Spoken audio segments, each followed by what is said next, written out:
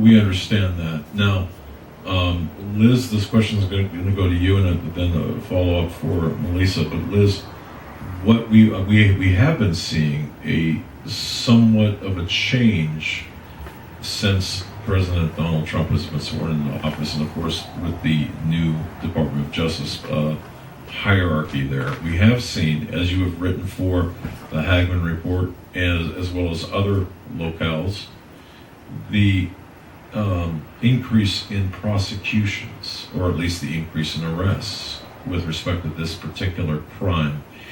We're seeing that take place right now.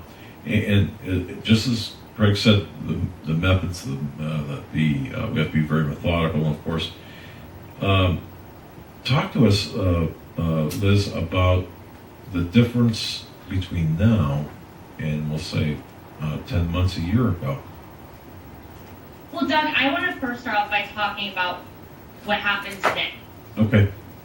What was the big news event that happened today? The shooting, obviously. Right. Now, who was shot today? One of the members of Congress that was shot today was fighting against sex trafficking. Wow. Did you know that? Who is that? Representative Scalise. Right. He posted a YouTube video about 2 weeks ago talking about ending human trafficking.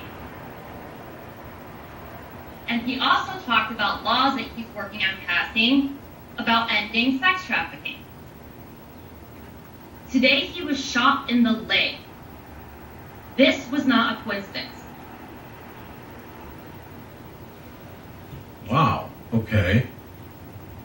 I don't know if you guys knew that, Well, but he has been one of the most vocal members of Congress that's been speaking out against sex trafficking. okay.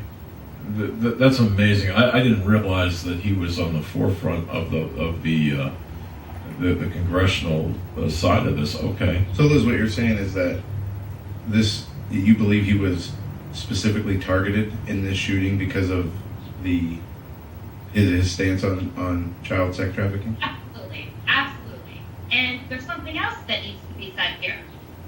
Another representative that was on the field during the shooting, Representative Wenstrup, he had an op-ed last week titled "Human Trafficking as Easy as Ordering a Pizza." He was not shot, but he was on the field, and he actually administered aid to Representative Scalise. Now, this is not a coincidence. These are two members of Congress who have been fighting the hardest to expose pedogate, and today they were attacked. One could have been killed. The last I heard, Representative Scalise is in critical condition, but I hear he's going to make it through. This is not a coincidence that these two members of Congress were on the field and were targeted, and they have been the most vocal speaking out about sex trafficking, human trafficking, and Pizzagate.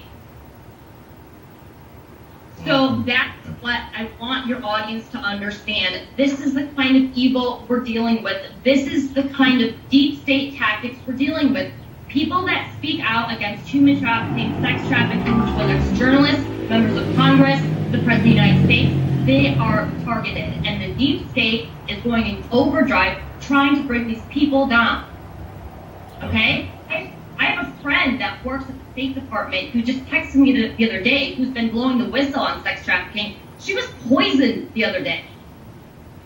All right. This is what we're dealing with. This is the kind of evil we're dealing with. And I don't believe it's a coincidence for 1 second that these members of Congress who are working hard to take down this pedophile elite were targeted today. And what else did we see happen today? We have Cory Booker, okay, and fake tear Chuck Schumer yesterday, both calling for Attorney General Jeffrey Sessions to resign for no reason. And what is Attorney General Jeff Sessions doing? He is going after the pedophiles. He's exposing sex trafficking. And that's what I wrote in the article I posted on your site last week, is that him and Trump are going after the sex trafficking, and the deep state knows it, and they're trying to stop it because they are behind sex trafficking. End of story, period. Wow. All right. And now a member of Congress that was shot today because of his work trying to rescue children.